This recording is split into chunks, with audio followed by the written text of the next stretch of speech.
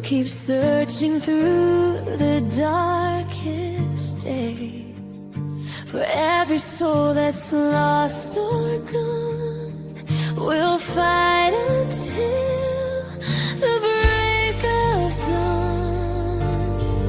American justice stands so tall. We won't rest until we found you. For all the lost, both the near and far, you're in our hearts, you're who we are.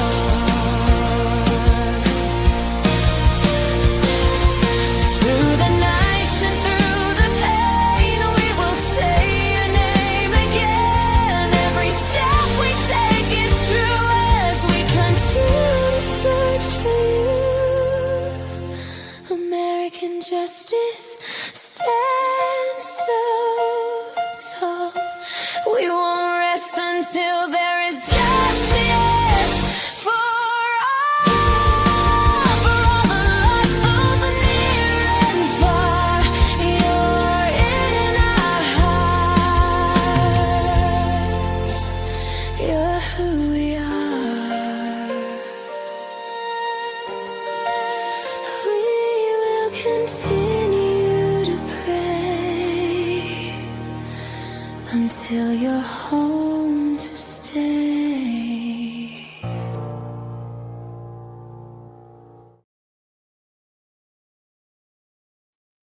Hello, everybody. Oh, my. Hold on a minute. Let me hide that. I don't like how that, goes over everything. Hey, Marie. Yeah, I was running a couple minutes late. Right. Hey, AJ, can you drop my wrench, please? Don't worry, I'll stay subbed. Thank you, Rob. I did drop your wrench the other day. I didn't know you had changed your name, and I didn't know who it was. And I had dropped it, and then I realized who it was. And due to kind of I don't want to say conflict of interest, but just with everything that's going on, I felt it best to remove it. So I'm glad that you went ahead and asked for it, even though it was already done. Hey, Rue, I hope you're well. I am feeling a lot better than I was the other day. I have been able to sit up most of the day. I've only had a couple of dizzy spells, and I've only fallen once. So maybe I'm on the mend. Let's hope. But anybody that knows me knows my health is not that great. And I have days at a time where I am just ill for a multitude of reasons. My heavens, I love this intro every time. Thank you. Yes, welcome in, everybody. Good to see everybody. Yes, where is Devlin? Hey, Lynn. I am feeling a little better. Yes. Hey, Grendel. If you don't see me, my Wi-Fi in a couple of counties has been doing something. No one knows, but it stays. Huh. I wonder why.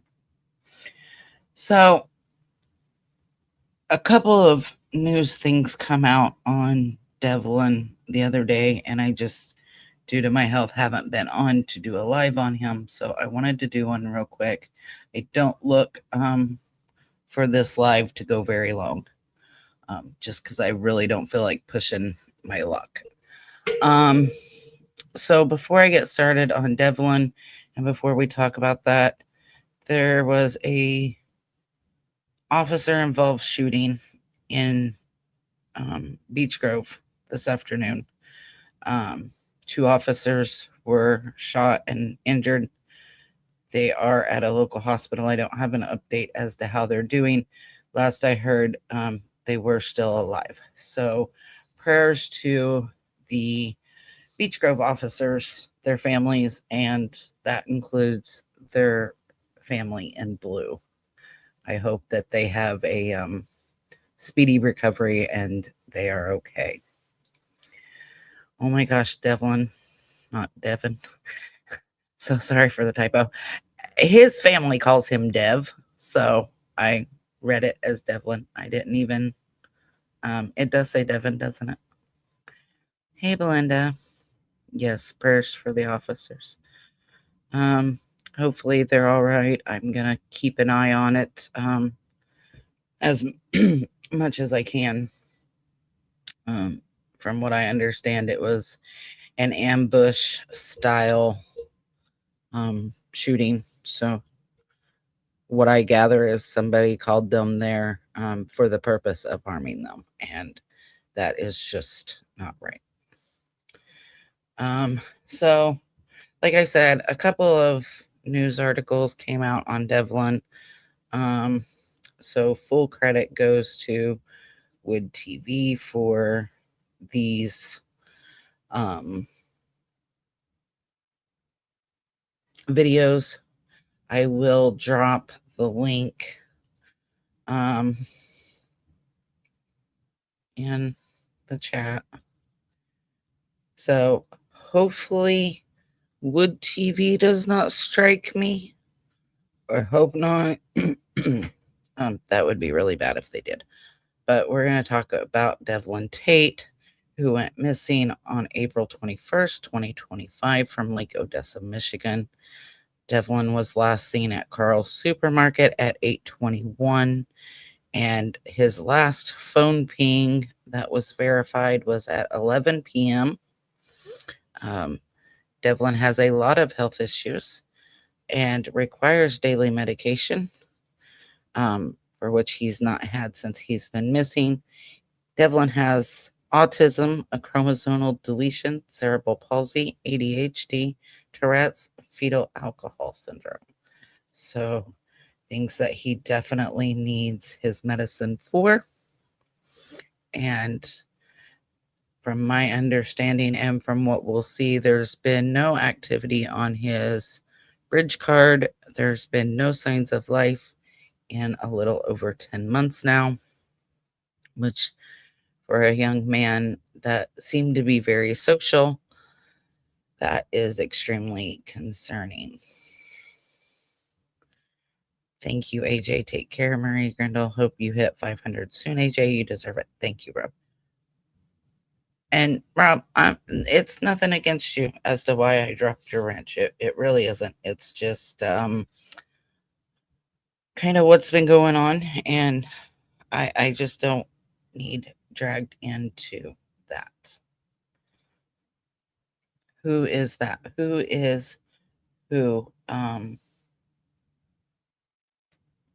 Marie. Who's Rob? I think we all know who Rob is. Wolfie. So I'm going to play. This aired after the Super Bowl. The date on the video says February 9th. It's approximately 6 minutes long. Again, full credit to Wood TV on this. So I'm going to mute myself and play out this video. I don't know if I will stop it or not. I don't know yet. I'll decide in a moment.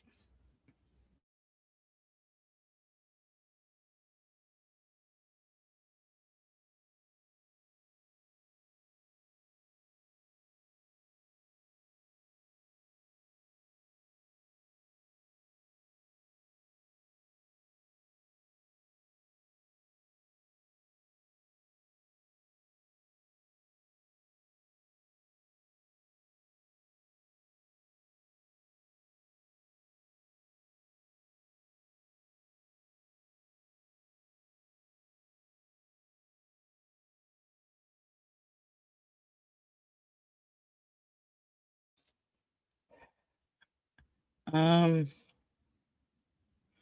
let's see.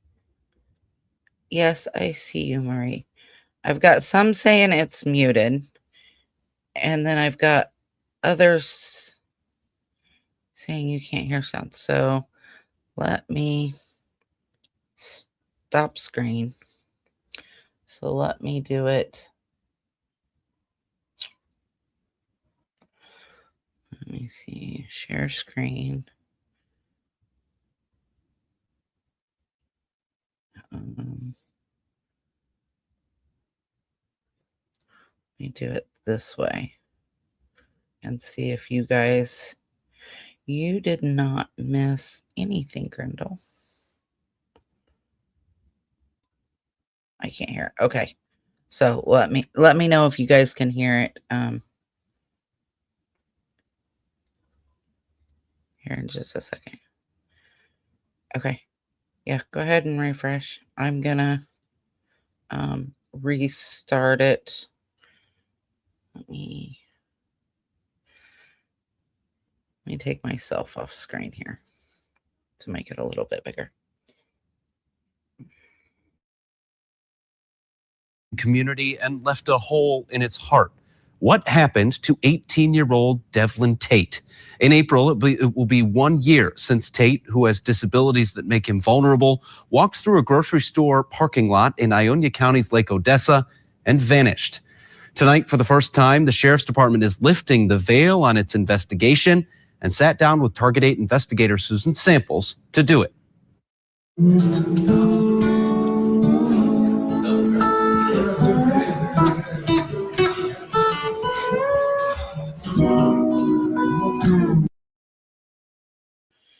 Now, again, full credit to Wood TV, but hopefully I do not get a strike for the music, but I'm not monetized, so I really don't care if they strike me or not for the music. As long as Wood TV doesn't take down the video, I will be happy.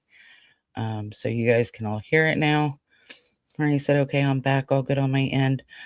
It's okay. All right, guys, here we go. Hey, good afternoon. Welcome to Bob's Barn.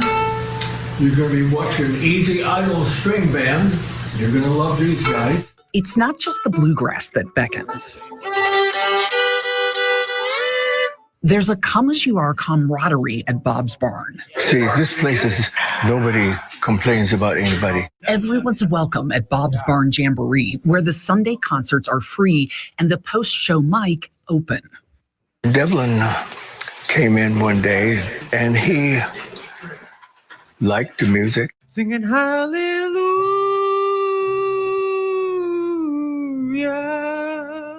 He did 2 numbers here.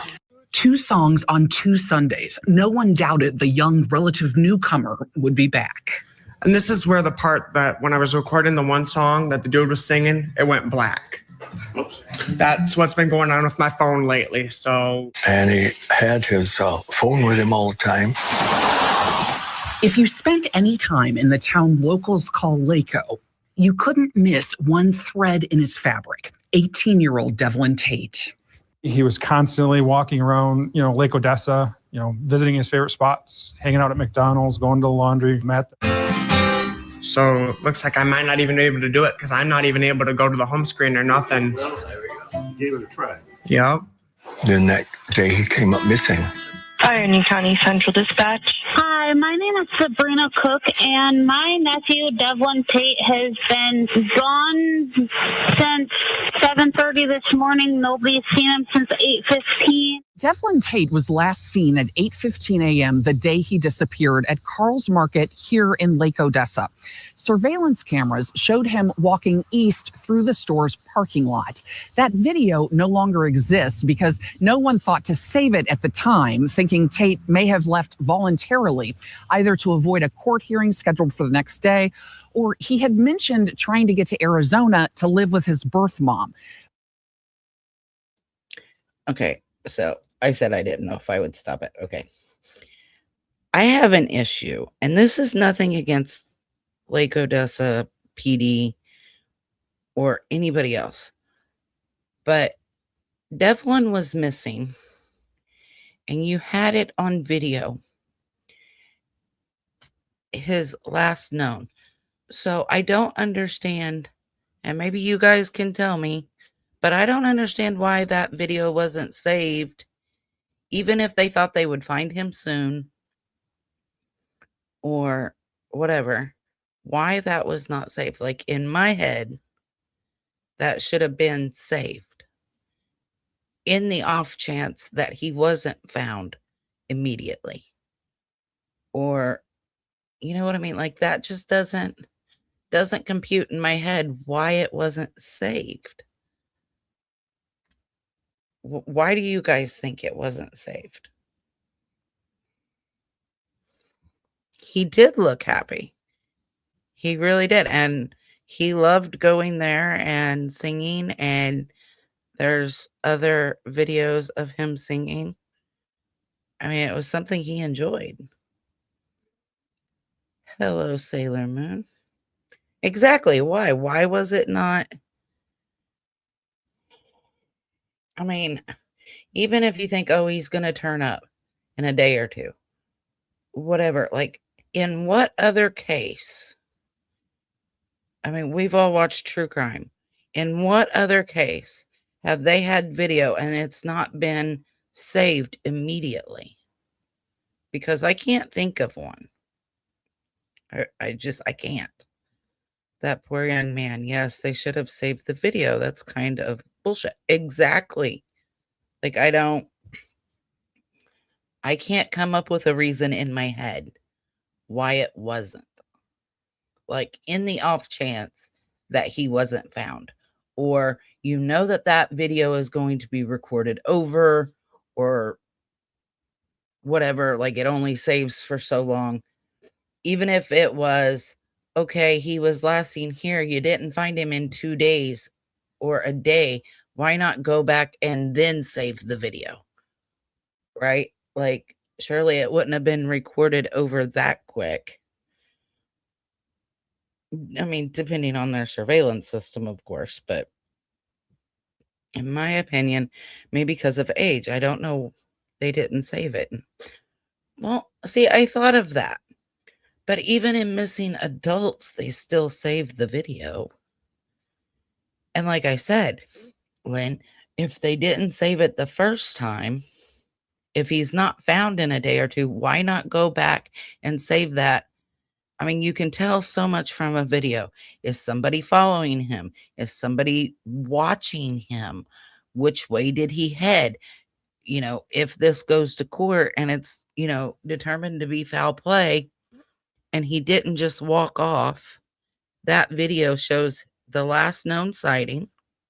It shows what direction he headed. It shows the people around him and who was interacting either with him or following him or looking at him or whatever. I just don't know why they didn't go back and save it. I can't make that make sense in my head. In my opinion, I guess when whoever watched it didn't say hey, I'll need a copy of that. Maybe, I don't know. Maybe they didn't think about it. I'm not sure. They never really searched the water areas though either, did they? So I know that they searched Tupper Lake. I haven't heard whether or not they searched Jordan Lake, but the family has said that Tupper Lake was searched, which is kind of the second biggest water area. So yes and no, in my opinion. Who did he live with? So Devlin lived with his sister, Tamara. They called her Tammy. And his aunt, Sabrina, and her boyfriend and her young child. His grandma, yeah. So his sister is technically his grandma as well. So Devlin's dad is Tammy's son, but Devlin was adopted by her parents. So that then made him and her brother and sister. And that's really all until he was like, I think, if I remember correctly, 17, until he realized that. But he's always known her as sister. Is she buffering? No, I have her paused at the moment.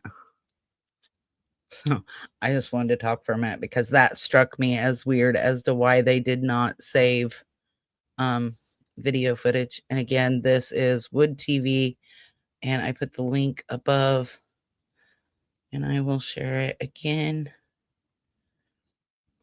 here. So I want to play this out a little bit more. I just wanted to see what you guys thought of that the video footage, for some reason or another, was not saved. But in the 10 months since, investigators say there's been no sign of Devlin Tait anywhere. Not here, not in Arizona. Do you feel like he's still alive? In my heart, no. It's been almost 40 weeks without a word from him, and he would have called Mama. No activity on his cell phone, no social media. No one's used his food assistance card either, which still has $200 on it. Sabrina, do you think that he's still with us? My heart wants to say so. Moving on and losing hope is like giving up on my family.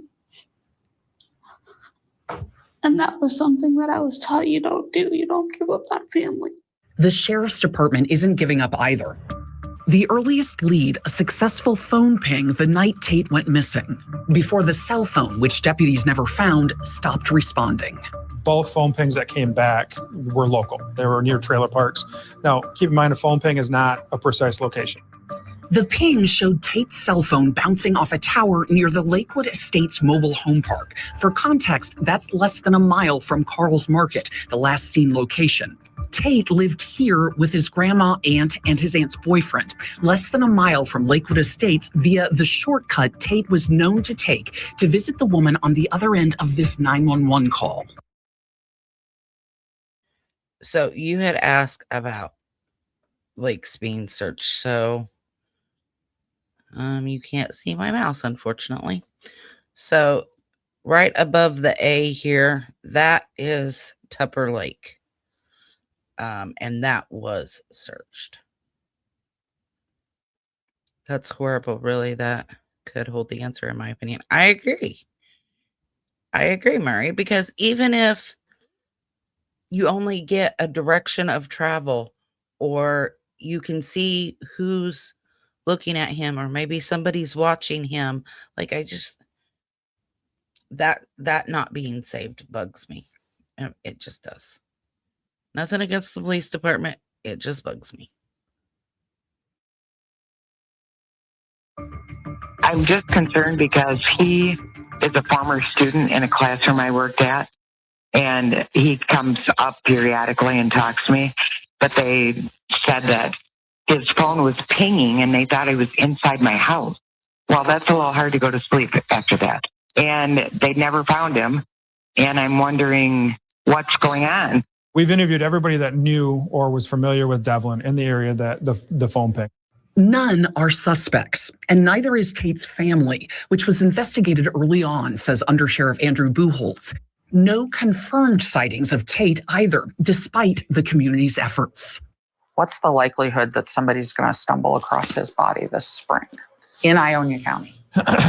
Unfortunately, the likelihood is there, whether that's accidental, whether it's foul play.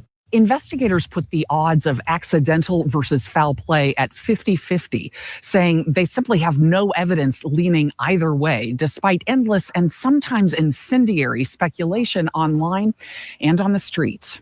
I have been in this town for 28 years, and people were literally looking at me as if I was disgusting to them, as if I did something wrong. Tait's family hopes he's holed up with someone who's helping him. And even though they are not considered suspects, they have volunteered to take polygraphs. We're getting them set up with polygraphs. I don't have nothing to hide. Why are you sitting down for an interview about Devlin Tait's disappearance now? A couple of reasons. One is to make sure that people still are aware that Devlin is missing, that we're not giving up hope. The other thing is to get rid of any misconceptions. The sheriff's department says if And am I glad that they did that? Because so many people, not just in their town, but online, have attacked this family relentlessly for no good reason. and they have been called horrible names. They've had accusations thrown their way. They've had assumptions about them when all they want is Devlin found and Devlin to come home. That's it. So I'm glad that the sheriff said, look, they're not suspects. They've volunteered to do polygraphs. We're not looking at them. And I'm glad that he said that. If you think you know something, go to them, not social media. That is how you can help Devlin Tait take the stage again. He liked music, and if he is alive, I believe that they'll find him by looking where there's music. Where do you guys think he is? I have no clue. I hope he's safe wherever he's at. I hope he's still alive. Watch what magnesium does to your body.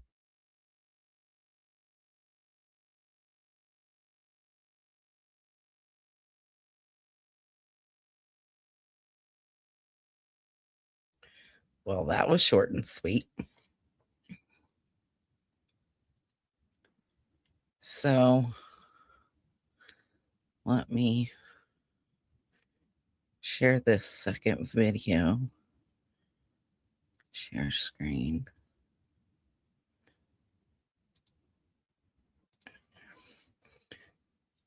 Hello, Shannon.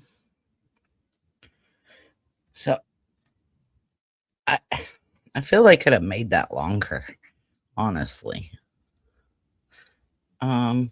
So that was the 9th from Wood TV. I'll drop the link to that one more time. So then on the 13th, Wood TV did kind of a follow-up on it. And I'll put the link here. I am Shannon, thank you.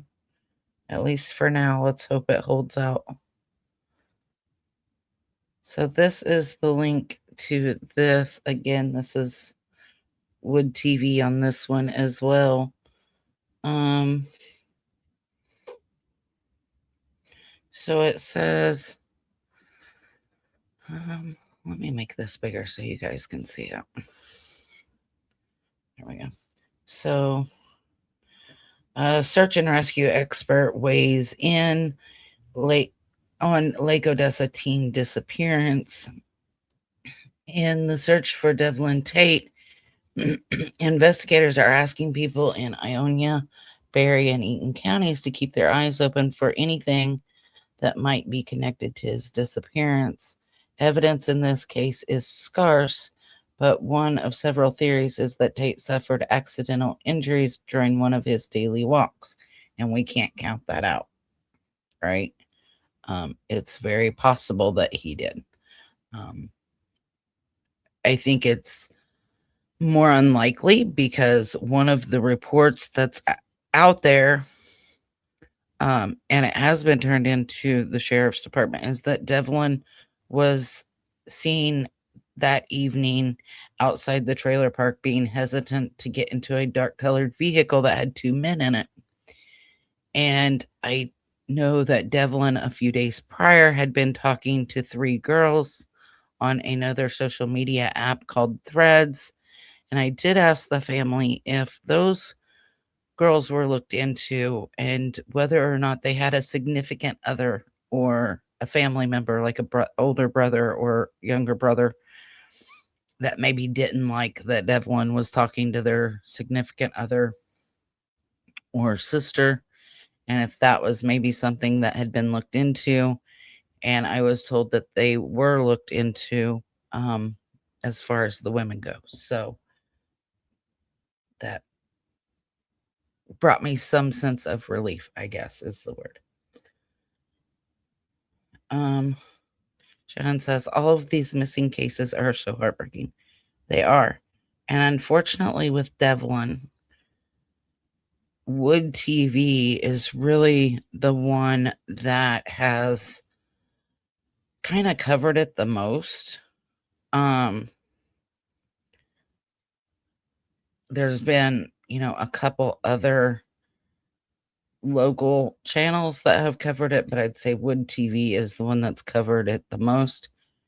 Besides that, you've got some YouTubers that have covered it, but I'm not saying I'm the know all be all end all. Okay, I'm not. But not everything on that you find on YouTube about this case is factual. And that bugs me. Because we should all be keeping, no matter whether it's Jack and Lily, Sebastian, whether it was Abby and Libby, Lyric and Elizabeth, no matter what, the facts need to be out there. And yes, we can sit here and speculate and try to figure out what happened, but that's all it is speculation. So we don't have a whole lot of places to turn to for factual information on this. And it's not like Jack and Lily or Sebastian, where there's, family members speaking out nonstop, or, we can have a true sense of what could have possibly happened based on what family is saying or what other people are saying. And I was asked to look into this case, and I did. And I started creating a document, but there's not really anything to add to it because there's no real media presence covering Devlin.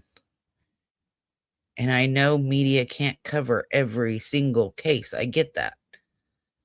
But when you don't have media outlets covering it, you don't have factual information or an abundance of factual information or family speaking like we do in Jack and Lily, where we can say, well, this is a lie. He said this or he said that. And we can't, confirm it through other sources. It makes it a little hard to try to find Devlin. And I pray that he's still alive. Hopefully he's hanging out somewhere, or if somebody took him, it was maybe they thought they were saving him. But I would think that if somebody took him, the phone would have pinged more, or they would have tried to use his debit card, or they would have tried to use his bridge card or EBT card. And there's none of that. And his phone is missing along with him. I truly feel like they're going to find him in water, but that's just because there's so much water in that area.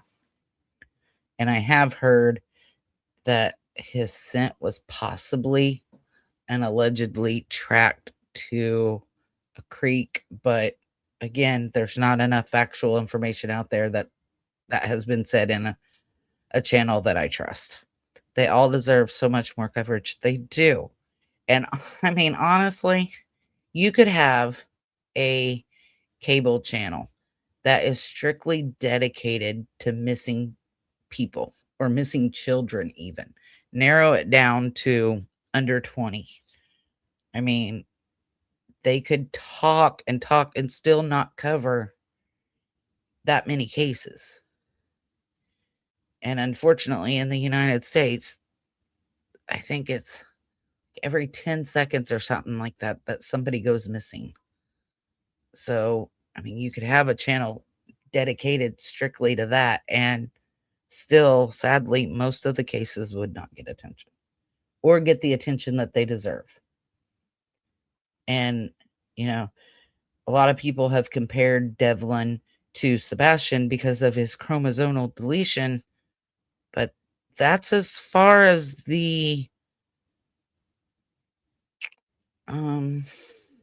likeness goes. Like, Devlin was older. He wasn't with a parent and a step parent and, another biological parent and having visitation. That's just not how it was. Oh gosh, if we could only know the exact route he may have taken. So I heard, and it may be this one, but I heard on a legitimate news channel that he was last seen headed east out of Carl's Market. But again, that the video footage would be so helpful in that. I mean, it just would. And I just cannot wrap my head around them not saving it. If he took a bus or train and didn't have a bank card or money, would they have made him get off with nothing? Yes, they wouldn't have let him on. So if he didn't have a bus ticket or a train ticket, they wouldn't have let him on. But let's say he managed to get on that bus or train. I'm sure, and I've read it somewhere, my mind ain't fully here, as in recovered to where I can remember all of exactly where everything was said. But I believe that all the buses and stuff were looked into, right? So he wasn't on one. And so Devlin, when he was right before he turned 18, started talking. And when I say right before he turned 18, that includes anywhere from 17 to 18, okay? He started speaking with Jessica Peckham, who is Devlin's biological mother. She lives in Arizona. And Devlin, by the accounts that I've understood and what I've understood from other channels and from talking with family and what family has said that I've seen, when I say other channels, I mean what I have seen family say in those channels, is that Devlin had talked about getting a bus ticket or a train ticket, and at one point had one to go to Arizona, but he didn't actually use it. I know that he was not receiving SSI. He had been cut off of it. He was trying to get it back, but there was a conflict because Tammy was trying to help him get it, but so was Jessica in 2 different states. So there was like a conflict there.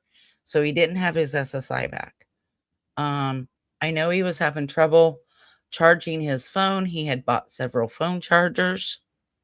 But they think it was more his phone than it was the charger itself, the family told me. Which is very possible because I've got a drawer full of phones that have that issue.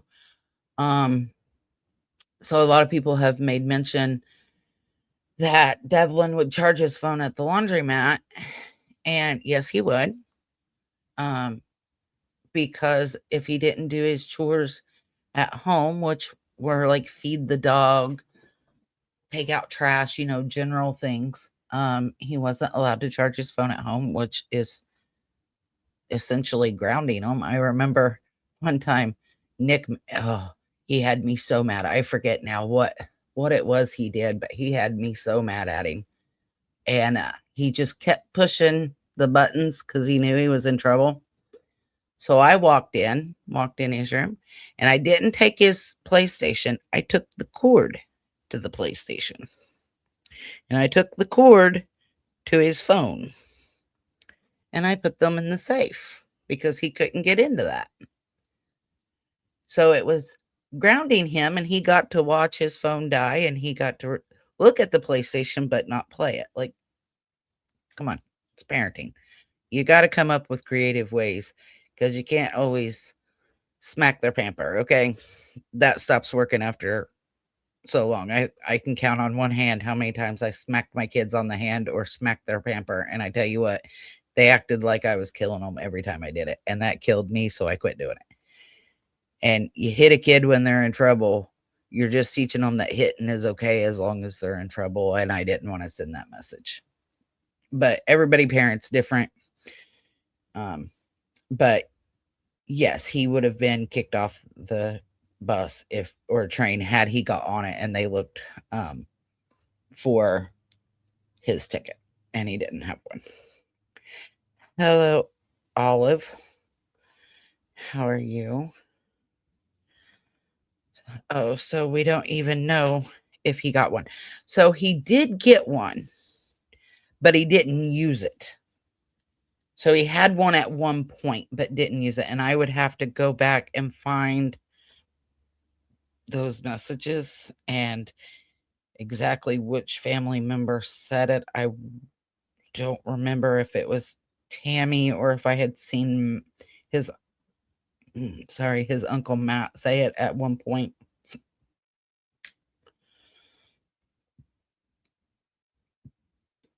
Sorry. But I wonder if he had cash.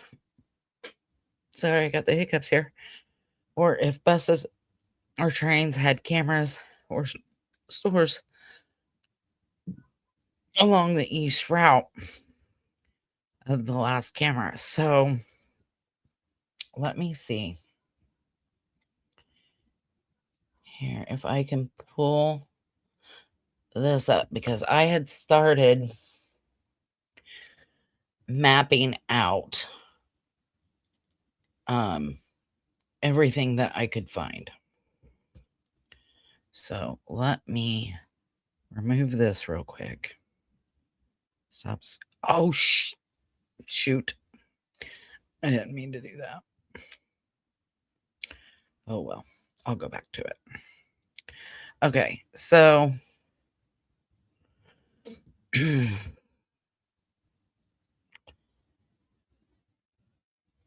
okay. So that's Tupper Lake there. And this is where Devlin lived, right here. I don't know how to make this full screen. So this is Devlin's home. And this is Tupper Lake. And so Tupper Lake was searched. Now, from what I've heard, just the exterior of Tupper Lake was searched. But I also heard that they had sonar in Tupper Lake. So I'm not sure which one is the actual factual. So this is Tupper Creek that comes down here. And then this here is Jordan Lake. Now, I don't know if Jordan Lake was searched, but I know that Tupper Lake was. And from what I understand, so was at least part of Tupper Creek was searched. So Devlin headed out of his home along this route here into town. Now, this here is one of the trailer parks in town. This is the Estate Trailer Park, I think it was. Lake O Estates or something. I don't remember the exact name of it, but this was the trailer park. Now, the one part of the 911 call that we heard where the lady was saying that Devlin would come talk to her, that was Devlin's Parra Pro, one of his aides, and she lived up here. From what I understand, everything that is marked on this map is either from the 911 call or something that the family has said somewhere or some other sort of legitimate news source, okay? So here's the trailer park.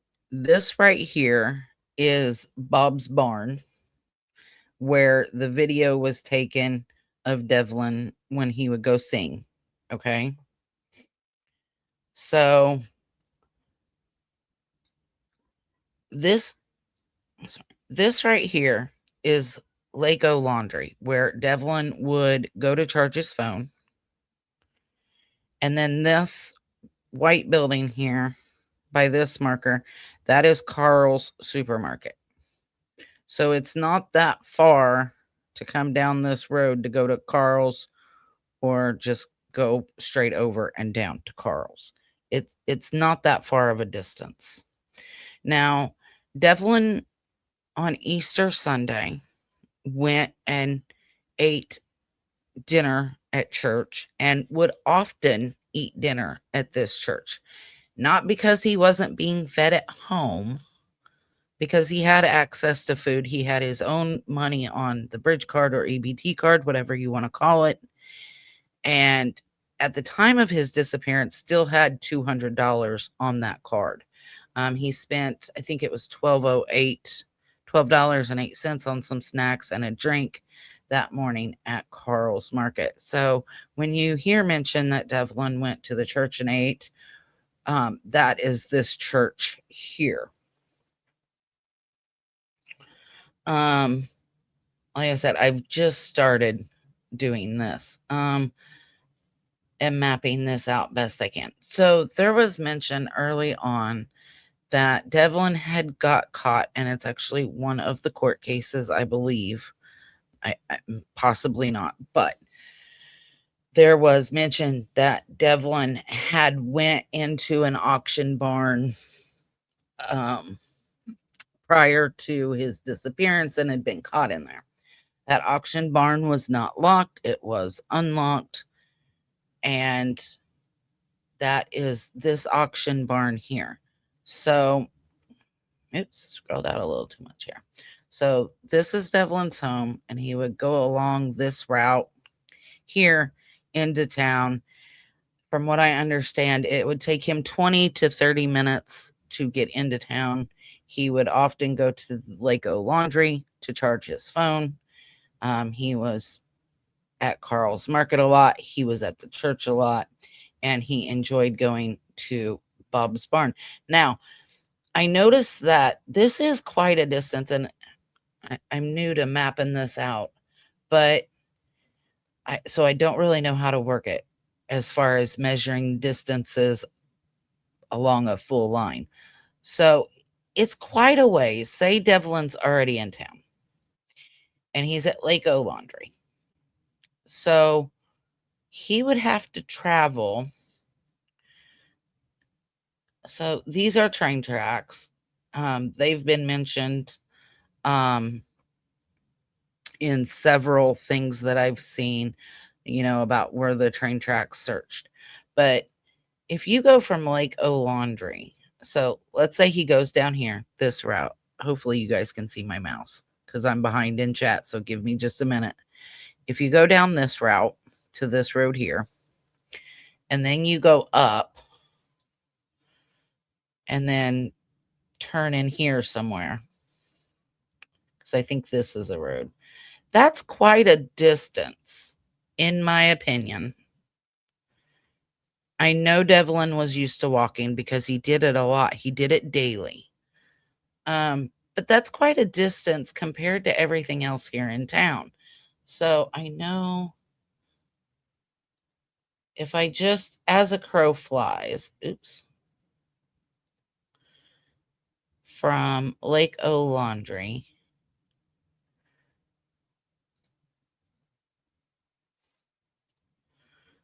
and I'm in the United States, I want miles. Well, I guess not. It's only 0.38 miles as a crow flies, right? So we can only assume he'd walk up here and then follow kind of this road here. So I guess not. Maybe half a mile, I guess. So maybe not as far as it looks. So that's what I have mapped out so far. And again, I'm not the best at adding maps and doing all that. I'm just not. I suck at that, okay? We all know this. Or at least if you know me by now, you know this. So, as far as whether or not he had cash or not, I don't think he would have had a significant amount of cash to buy a bus ticket. But again, it was said at one point that he had a bus ticket or train ticket to Arizona, but did not use it. Was his bio mom encouraging him to stay or come to her? So, Shannon, let's see, how can I put this nicely? So she was both encouraging it, as in she wanted him out there and she was telling him he could come, and she was trying to help him get SSI in Arizona while he still lived in Michigan. But she also told him, I'm not catching a charge for you, and I'm not going to aid and abet you. Because he had some court cases, and like the last video mentioned, the day after he disappeared, he had a court date. And from my understanding, his Uncle Matt's son, so his cousin, was going to take him to the court date. So from my understanding, it was either his mom, Matt's son, or Tammy, I believe. Don't quote me. But either way, he always had a ride to his court dates. It just depended on who was doing what, when, and where as to who was going to actually take him. But he always had a ride. So she was both encouraging it and discouraging it, but she wasn't saying, I don't want you to come yet. I want you to take care of your court case, or let's settle your court case and then we'll see if we can have you out here. Things of that nature. It was well, don't come out here if, it was just the way she said it that bugged me. But again, to each their own. Everybody says things differently. I wish she would have said it a little bit of a better way, but yeah, great to see you. I'm doing well, thank you. Hope you're well. I am okay. I'm not sure all of what you said good to. I'm sorry, I'm behind in chat. Let me catch up real quick. Oh God, I hate waters and missing kids. Right. And there's so much water. There's Tupper Lake, which is a larger lake, right? And then there was also Jordan Lake. Now, like I said, Tupper Lake was the second largest body of water.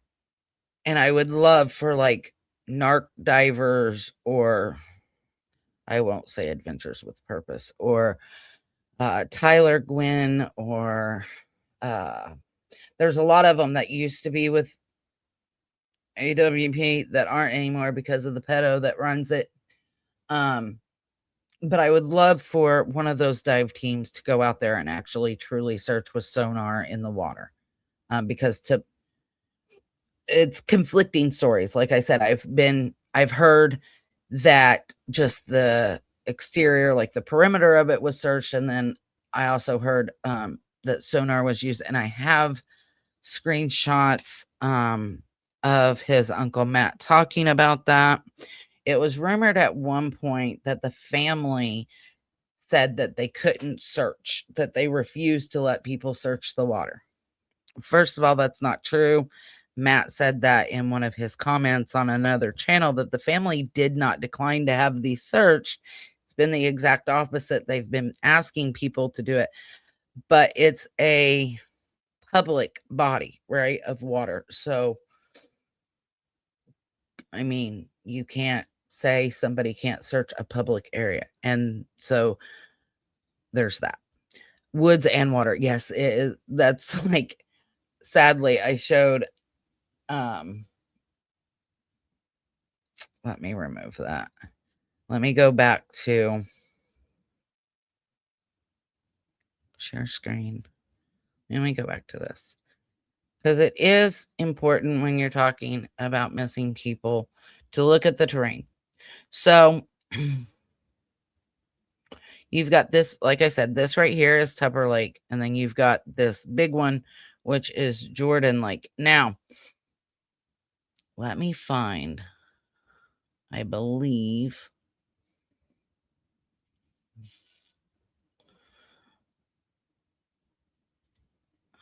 where's it at? Right here. So this is the water treatment plant, I guess is the way to put it, right? You can see the holding tanks. So it was said at one point, and like even in his missing poster, that a friend of his, a female friend of his, said that she seen him on Life 360, and that his phone at 9:28 a.m. So he left Carl's Market at 8:21, or was at, I better say, he was at Carl's Market at 8:21 a.m. And they said at 9:28 a.m., so essentially an hour later, his phone showed on Life 360 that he was near Sewer Plant Road. Now, when I heard that, I thought next to the sewer plant. Now, I did, when I was talking to the family, and I'm still talking to them, I've just been super sick. So, Tammy, if you're watching this, honey, I'm sorry I haven't messaged you much this last week and a half. I've been super sick, but I thought when I read that it was near this, but she told me that that's actually French Fry Lane. Sewer Plant Road is now called French Fry Lane.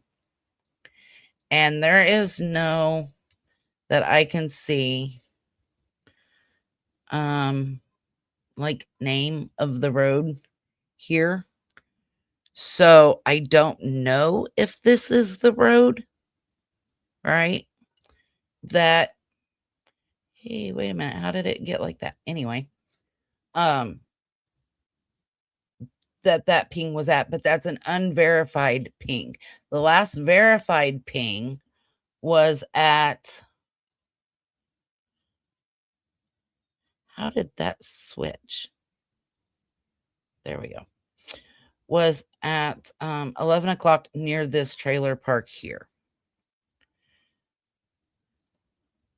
He makes it quite far on foot. He does. And I tell you what, Murray, I kind of chuckled the other day when I was thinking about Devlin. I kind of chuckled because I have had to walk in cowboy boots. Those are not the most comfortable things to walk in. They're just not. So anybody that's ever walked in them, they're not exactly made for comfort when you're walking long distances, right? I don't know what that going. Okay, so for him to walk this, I think I can't remember exactly what they said, mile and a half. So from his house, so about a mile, give or take, because, he's not walking through all these trees, into town. So there's his home, and there's water here, water here, water here, water over here at the sewer plant. That's a lot of water in a small area when you have a missing, I don't want to say child because he's not a child. He was 18 when he went missing. He has since turned 19. But there's also a lot of woods in this area. As you can see, this is all wooded area, right? So, I mean, unless he was taken by car somewhere, I'm going to assume that he is somewhere in this general vicinity of Tupper Lake and the wooded area. Because if you harm somebody here at the trailer park, you're not going to want to take them very far. And that's why I think this area, if you ask me, but I don't know. I could be wrong. For sure. And he does make it a long way on foot and in not very comfortable shoes, in my opinion. I don't know. He's used to it. So you said probably liked attention at church. Yeah. I mean, he liked to go, and he enjoyed the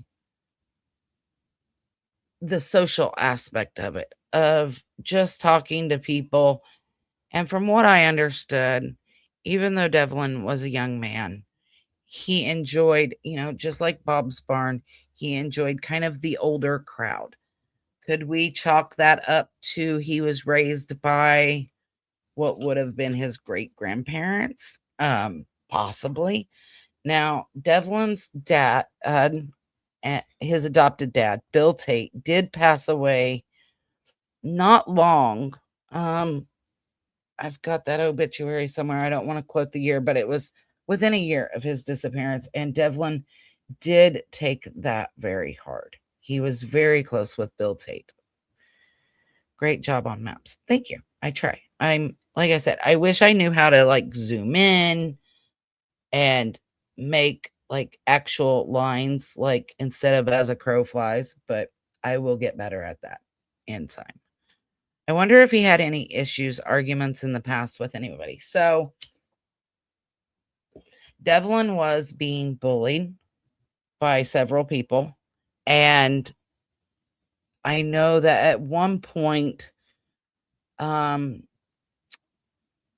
a male called the house. I won't refer to him as a young man because I think he loses that right to be called that. So I will just say a male called Devlin at home and said, "Hey, I've got a burger out here at Walmart, or not at Walmart, at McDonald's for you. It's going to cost you $84. He was being bullied for a number of reasons, and bullying is not right. And I hate that he was being bullied. But leading up to his disappearance, yes, he was being bullied. As far as arguments, from what I understand, Devlin was pretty easygoing, but that doesn't mean he didn't have arguments with people that I'm just not aware of. So was he walking or on a bike? He was walking, Lynn. He walked everywhere. Exploring Nug or Adam Brown Adventures. Yes, those are the two names I was trying to think of a while ago.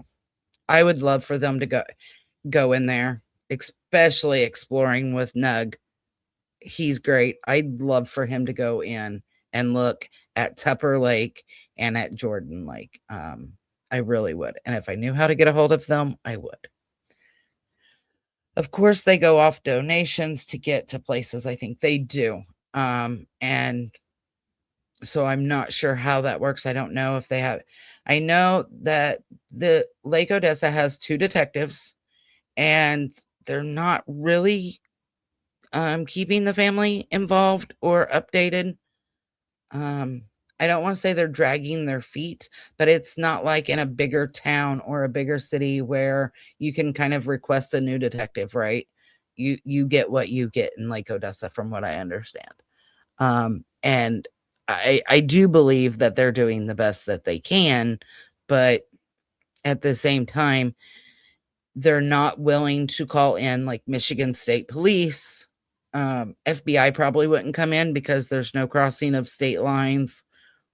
And he's not a child. But from what I understand, Lake Odessa, the Ionia County Sheriff's Department is not at this time willing to have anybody come in. They're refusing to, not that they're refusing to let people come in, they're just refusing to ask for the help, right? Chaos Divers from Illinois. I didn't realize they were from Illinois. Really? I like them. They'd be a good one too. And I'd love for Chaos or Nug to come in, or even Adam Brown. Okay. Hold on a second, because I want to write something down, but I know me, my brain will completely go dirt.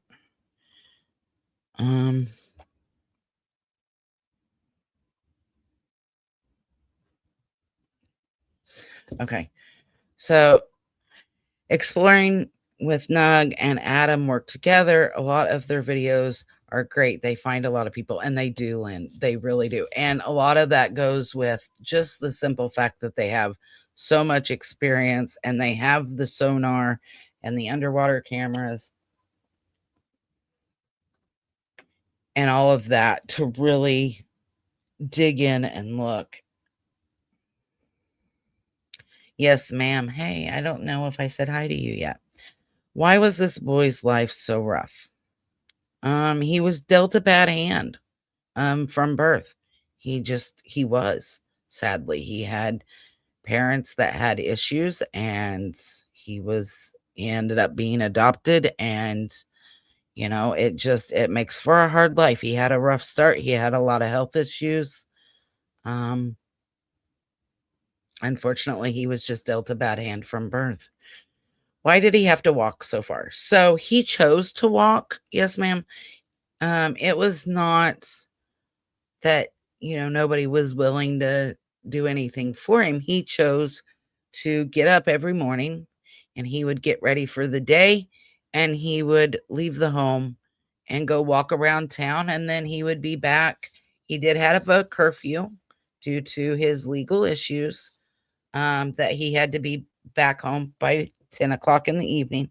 But generally, he would call Sabrina or Tammy around 6 or 7, and he would talk to them until he got home. From my understanding, Devlin didn't really care for the dark. And when they did not receive that phone call that evening, they started to worry. Sabrina went and looked around town for him. She couldn't find him, and they contacted other family members who had not heard from him. The last family member he spoke to, from my understanding, was his Uncle Matt. When he called the house to speak to his mom or great grandma, however you want to look at it, he called to talk to her. She was in the restroom.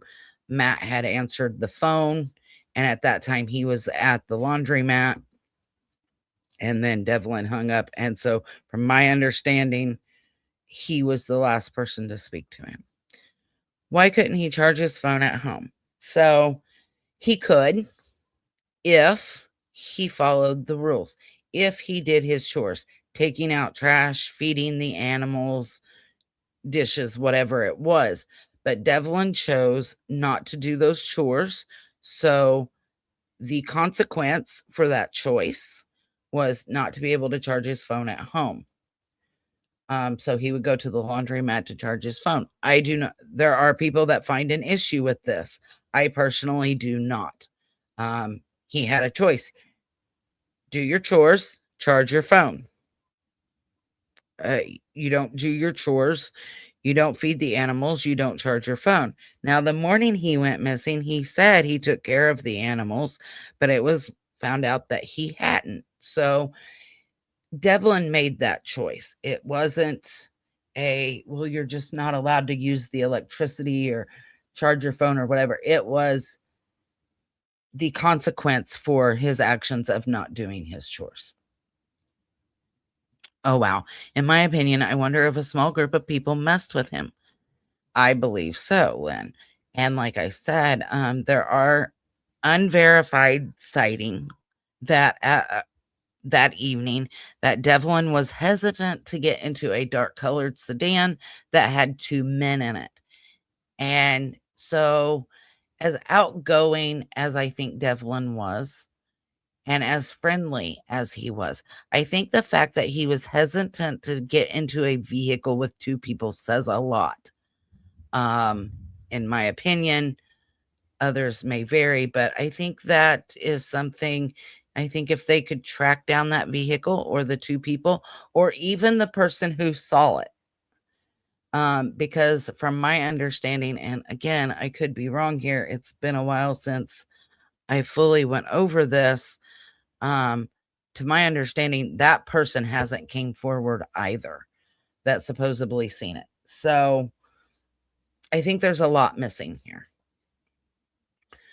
I question the walking part, though, because he had cerebral palsy. Or sorry, was it? Yes, no. Yes, cerebral palsy, right?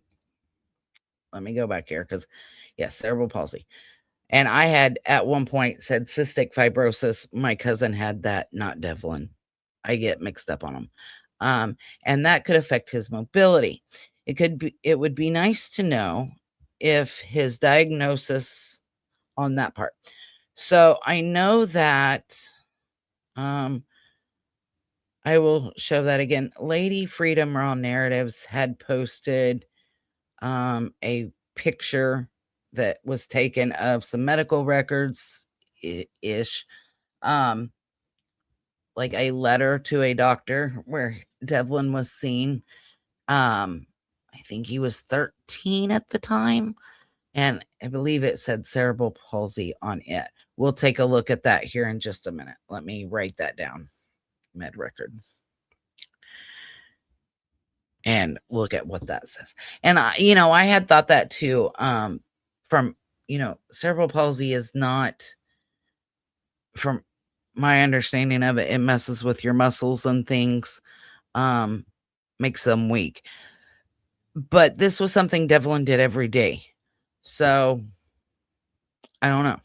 I had thought of that too, Marie. I did. Did he have any enemies? So he was being bullied. I don't know that you would say enemies, but I do know that he was being bullied. I chalk that older adult thing as they would have understood he was a little different, and adults may have had empathy, in my opinion. Yeah, I agree, Lynn. I agree. I think that he enjoyed the camaraderie, right? He enjoyed being able to just sit and talk. I had this neighbor, and she's gone now. But I had this neighbor at one point in my life. She was 104. She was still living at home by herself. And I lived 2 doors down. And I absolutely loved. And I was in my 30s, I think, at the time. I think I was like 32. But I loved going and just sitting and listening to her talk and tell stories about her life and things she'd seen and things she'd been through. And I just enjoyed that. And even though there was a large age gap, obviously, at least 70 years between us, it was interesting to sit and talk to her. And I think that's kind of how Devlin was. He enjoyed sitting and talking to people. He was very social. We hear the phrase, that somebody has never met an enemy or somebody they didn't like, right? And I think that's kind of how Devlin was. He definitely enjoyed the older crowd.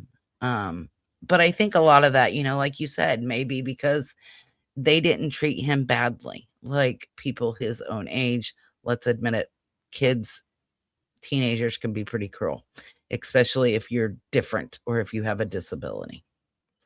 Did he have friends to hang out with? As far as friends his age, I don't know. But I do know all of that. Like I said, he enjoyed going and hanging out at the church and talking to people. I know he had people he liked to talk to at Bob's Barn. But as far as friends his own age, I really can't answer that because I'm not sure. Please, everyone, don't forget to hit the like. If you are not already, please subscribe, and thanks. Thank you, Murray. I am trying to get 500.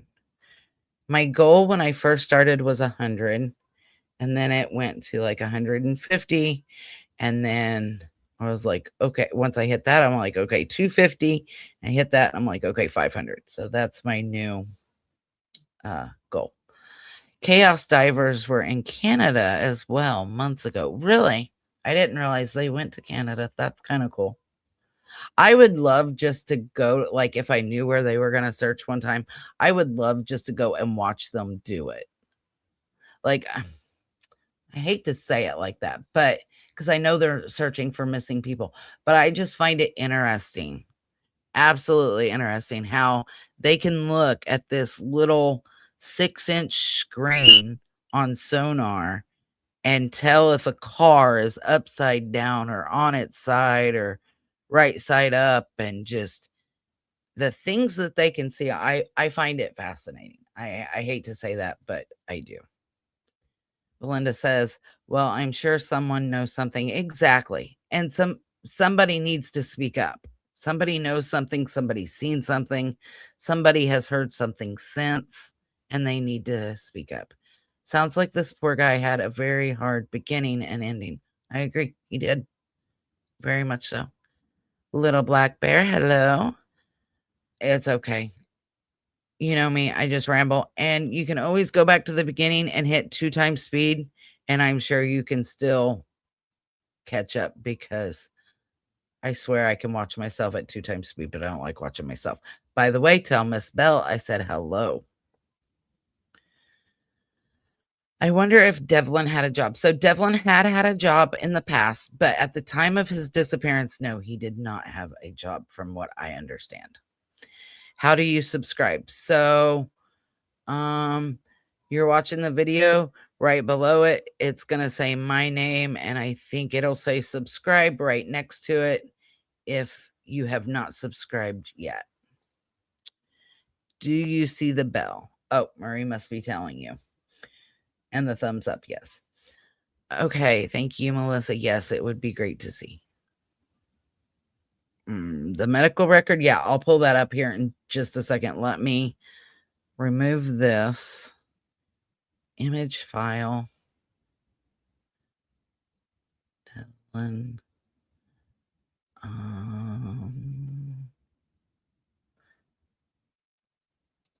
Let me find it here, because I have it. It's just a matter of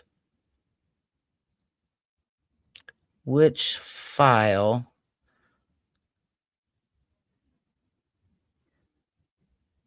did I put it in. So give me just a second, because I think I have it. I just want to make sure before I share my screen. So open, add to stage. Okay, so Devlin Lee Tait is 13-year-old and 5 months, male who presents for consultation at the Spectrum Health Medical Genetics Clinic in 2019 at the request of a doctor. Devlin is accompanied by his adoptive parents, Sandy and Bill. History today was provided by his parents. No interpreter is required. Devlin presents today for an evaluation for intellectual disabilities, ADHD, Tourette syndrome, autism spectrum disorder, and reported prenatal alcohol exposure. Devlin has a previous diagnosis of FAS, and we were being asked to consider underlying genetic disorder in addition to fetal alcohol.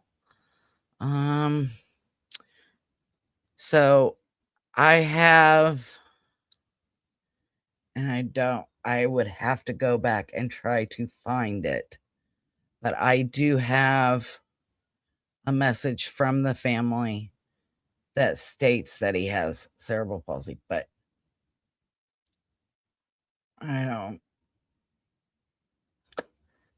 don't remember exactly where that's at right now. So I will try to find that, and I may just private message you that, Murray. Can't see all your message yet. So if you go to the top where the chat box is, and you see it'll say top chat or it'll say live chat, make sure it's on live chat, or you may not see all of them. Okay, you should. Okay. So if it doesn't say subscribe, Olive, what does it say next to it? Because you may already be subscribed, my dear. So Lynn says the dive teams do this for a living. They do. And they have time to take their time, and they can tell a bush from nefarious stuff and see if humans are in a way. Yeah, I mean, it's amazing what they can tell and what they can see. And they're very, they're very conscious of, if families watching and things of that nature, not to expose things, and they take great care, from what I've seen, as far as evidence, not wanting to disrupt any of that.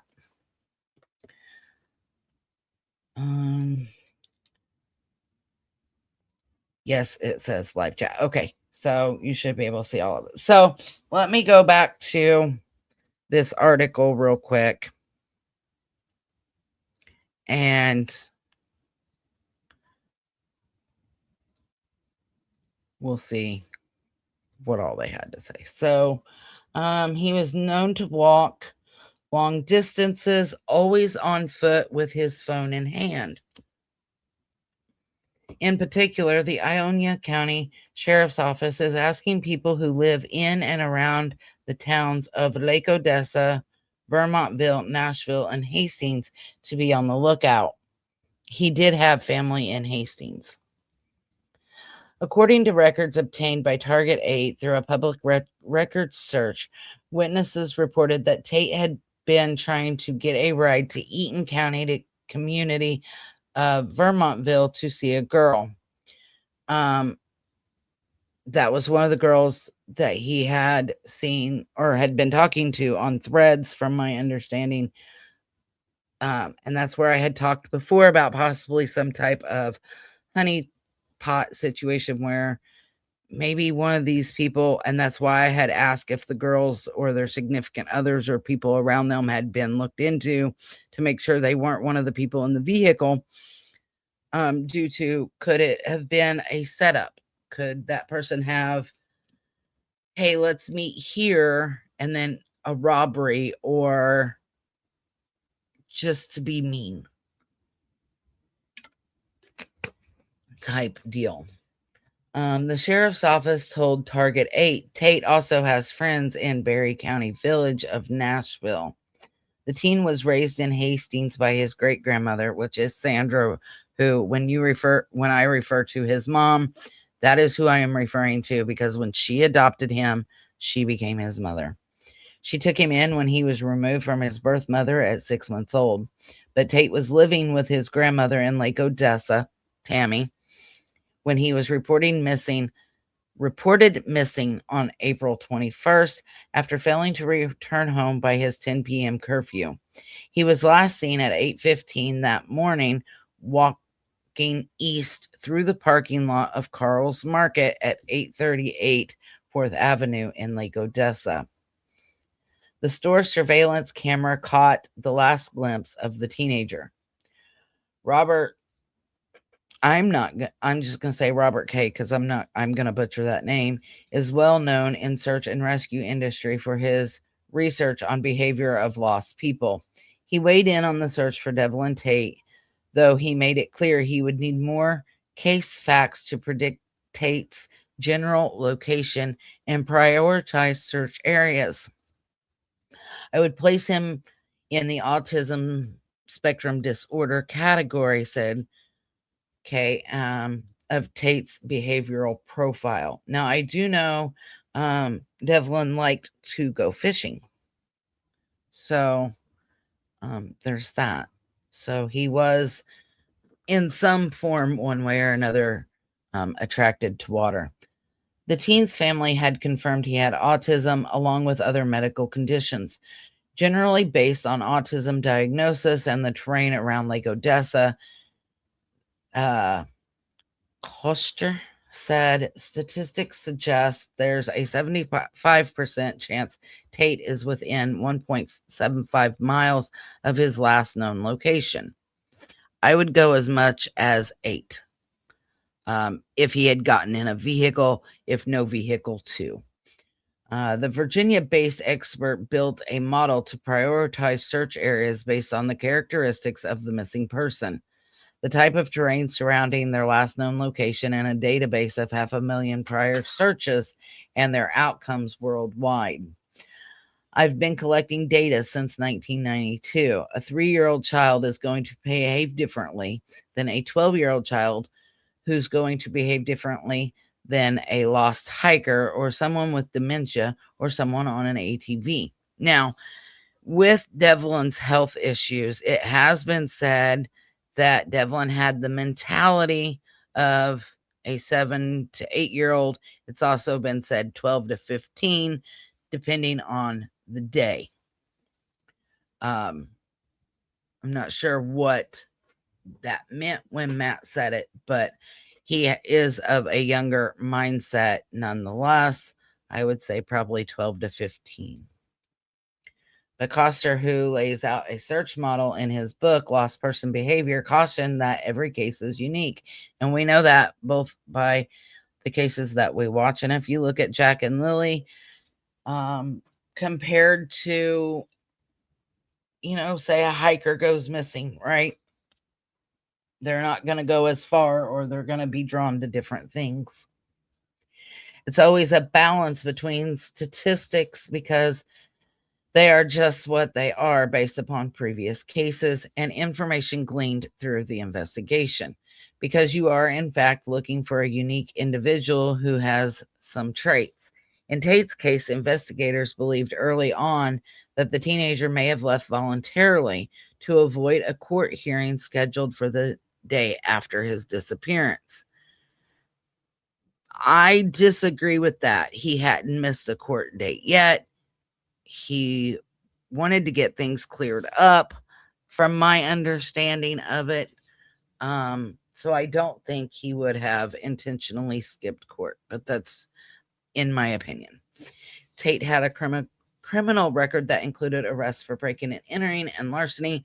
That occurred when he went into the auction barn that I had mentioned earlier. Again, he didn't break a lock to get in. The door was unlocked and he did go inside. And from what I understood, he either worked there prior or he knew the management that worked there. I don't remember exactly which one it was without going back and looking at the messages, because I had asked that question. He was also convicted of misdemeanor DV in 2024 for assaulting his great-grandmother. That's why he was forced to move out of her home in Hastings and into his grandmother's house in Lake Odessa. Again, that would be Tammy's house. Tait had also mentioned trying to make it to Arizona to live with his biological mother. That would be Jessica Peckham. But like I said, he at one point had a train or bus ticket, but did not use it. She said she would not catch a charge for him, things of that nature, but she didn't, in my opinion, encourage him to take care of the court issues and then reach out to get there. Her house has been searched, from my understanding. Law enforcement has been there 5 times, and my understanding, her house has been searched 3 different times. She does have a smaller child. He was 3. He could be 4 now, in her care. But the sheriff's office said there's been no sign of Tait in Arizona or Michigan, and no activity on his cell phone or his food assistance card. So even if his cell phone died, right, which we know it pinged at 11 o'clock, but even if his cell phone was dead, I feel, and this is just my opinion here, he would have tried to use his bridge card for food. So that's my opinion on that. So let me go over here real quick.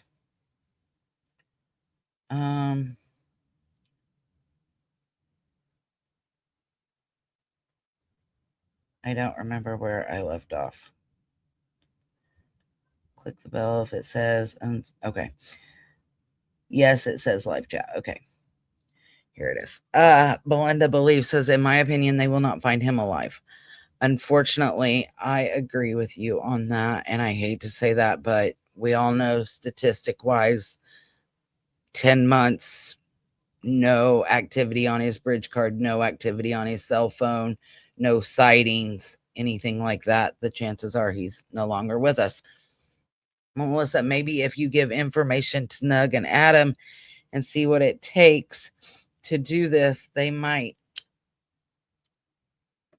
I'll look into it, Lynn. I may, before I personally would feel comfortable doing that, I would encourage the family and give them the information. But I'm not opposed to looking it up and getting the information for family to look into that. I don't know that it would be appropriate for some Joe Smo from the state underneath them to do that. But I'm not opposed to looking up that information and passing it along to family. I don't know if it depends on a case name or not as far as the law goes, or parental permissions, not a clue. Yeah, I don't either, honestly. Edna, hello. Hi, Melissa. New, made a YouTube channel. This is Miss Bell. Oh, hi, Miss Bell. How are you, dear? I'm glad. I hope you're doing all right. I am feeling better. I've been up most of the day. I've only had a couple spells today, so hopefully that means I'm on the track to recovery for however long that'll last. So I find it concerning that there's no activity on the phone, but I find it more concerning that there's no activity on his bridge card. He hasn't garnered the attention of any official during this whole time. Any encounter with law enforcement would have raised a red flag, and he would have been reunited with family. The longer you go, the greater chance you're looking at a fatality. And that's just the statistics of it, honestly. And from my understanding, and I haven't looked it up, but from my understanding, and this is so wrong if they did it, but I also understand if they truly did this. Like I said, I haven't looked it up myself, but I've heard that Devlin now has a warrant for his arrest because he missed court. Now, if that's true, then I understand it due to A, he missed court, but B, if you have a warrant for your arrest in Michigan and you travel to Florida and you have any kind of encounter with law enforcement, when they run your name, they're going to be like, oh, well, this person's got a warrant from Michigan, right? So no matter where you go, that's going to show up. So I understand why they did it, if that's true. But I also hate the thought of them putting out a warrant on a missing person. So I'm torn on that, but I totally understand why they did it if that is true. The lack of evidence, which in my opinion is evidence itself, supports the theory that Tait may have suffered an accident and still lies undiscovered. I lean more towards foul play, just because of the report of him being hesitant to get into a vehicle, and because he's not known to be a wanderer. He's not known to just leave and not be in contact with his family. His family said he does not know how to swim and he is scared of water, but he likes to fish. So I'm not sure about the scared of water. I know he didn't like water. He was scared of drowning. I do know that. I have been told that by family. But if you're walking around at night and you don't see the water, you can wind up in the water.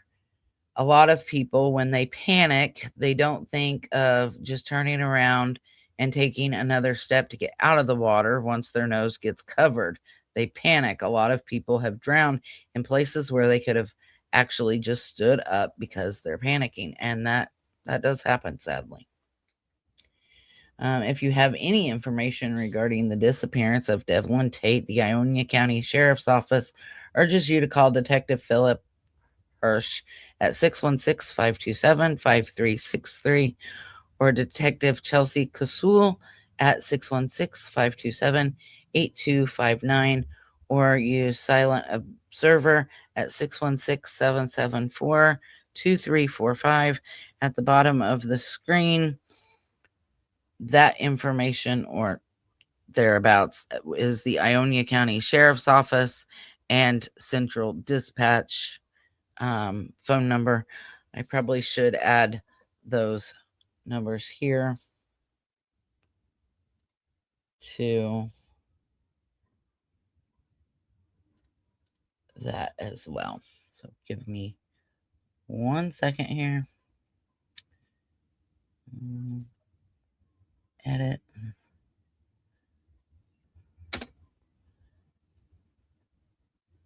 Paste. Save. Okay, so I have those added now. in my opinion, too, nefarious stuff, in my opinion. I agree. Like, even if it didn't start off as nefarious, let me put Devlin back up on screen. Even if it didn't start out as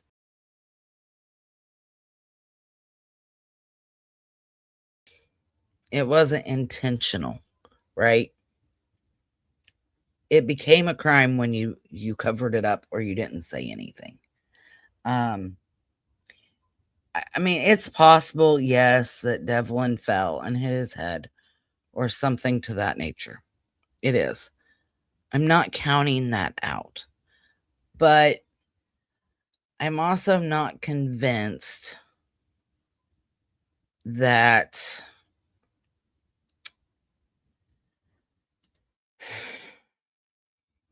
I don't know. I'm just not convinced that this was an accident. I'm just not. And I mean, there's not a whole lot saying that it wasn't either, right? Again, we go back to there's not a lot of factual information out there in regards to Devlin. So I don't know.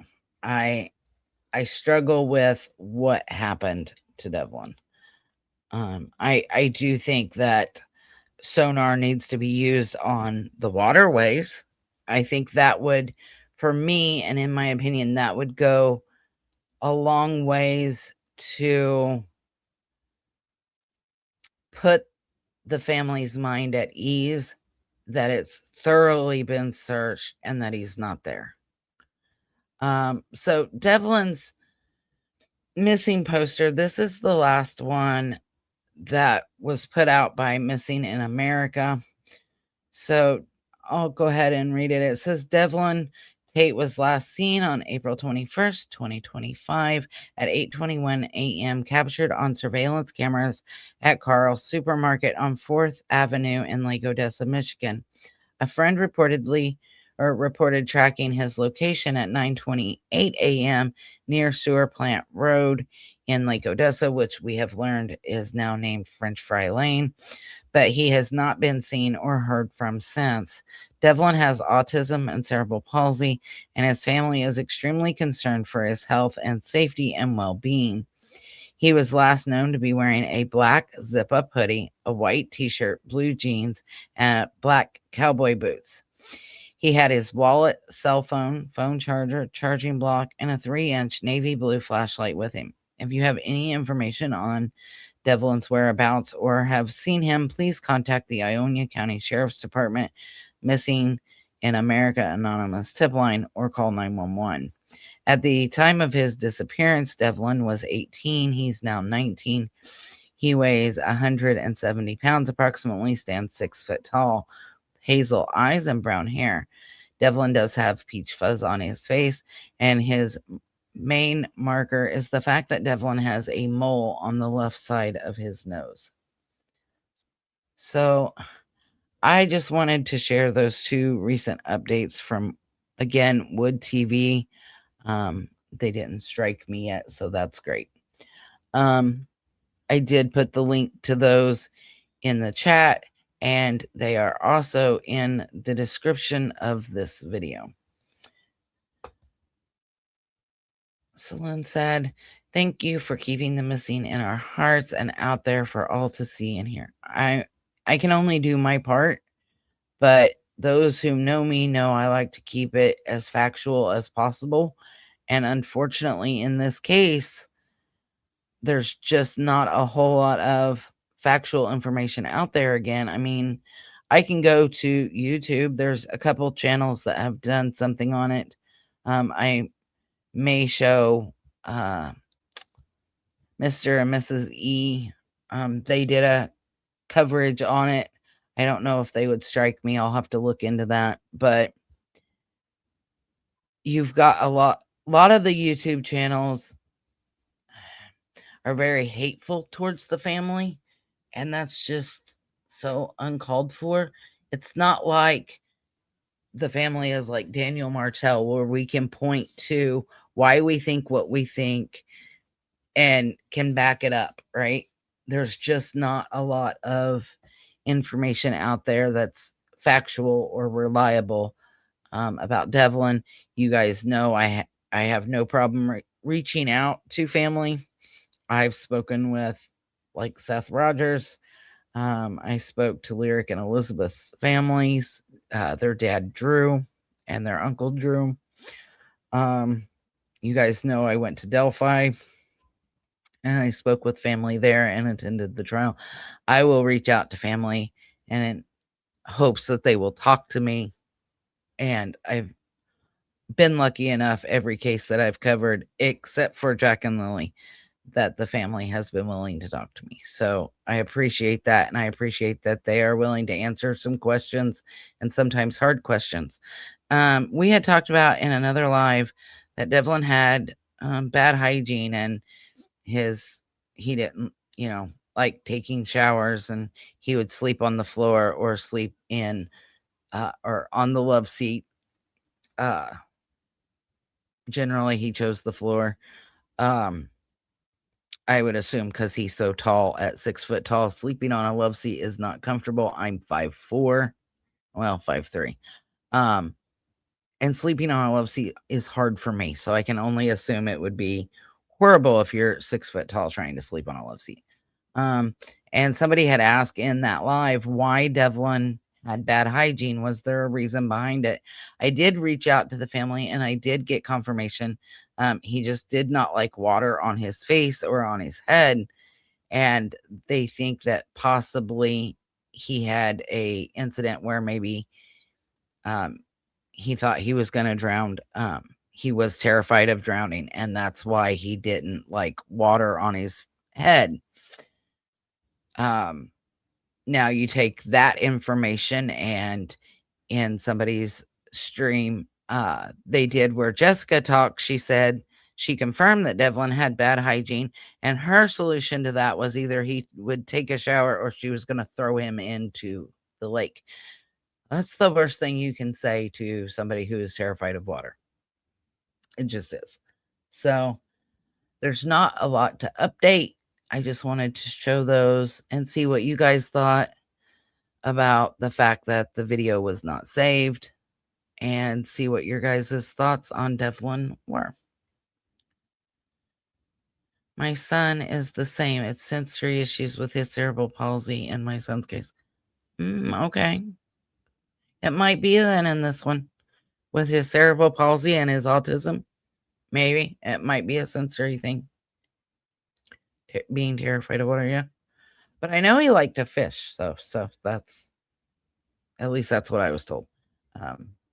So that's kind of weird that he's scared of water, but he loves to fish. But hey, there's nothing more peaceful, right? So anyway, that's all I have tonight. Like I said, I didn't plan on being on very long. I'm already about 43 minutes longer than I thought I would be tonight. So you guys have a great night. Again, prayers for the Beech Grove officers that were shot today. Prayers for their family, including the Blue family. You're welcome, Belinda. So with nothing else, you guys have a great night. And I'm going to head out of here. If something new pops up about Devlin, I will bring it to your attention. But there's really not much more to cover. I did upload, it's in a short, the scanner audio from that night for Devlin. It was approximately 30 minutes when I got the audio. And I took out all the information that didn't have to do with Devlin, and I took out all the long pauses. I think I ended up with like 2 minutes and something. But that is, I believe it's in the shorts section.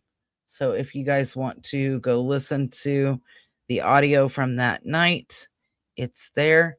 You guys have a great night, and I will see you guys another time.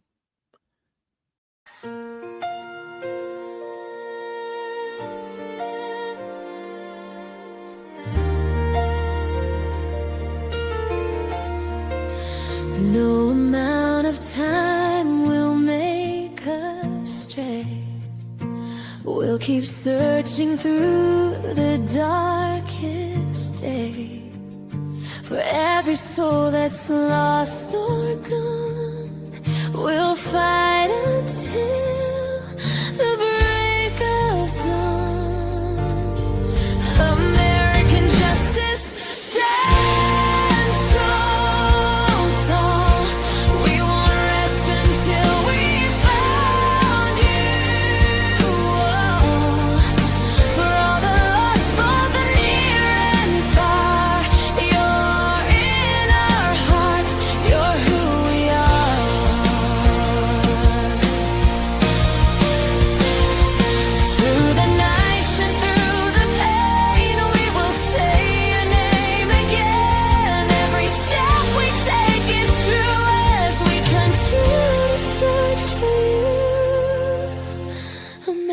can justice stand so tall.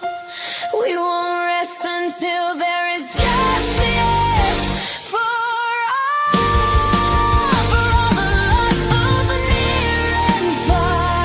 You're in our hearts. You're who we are.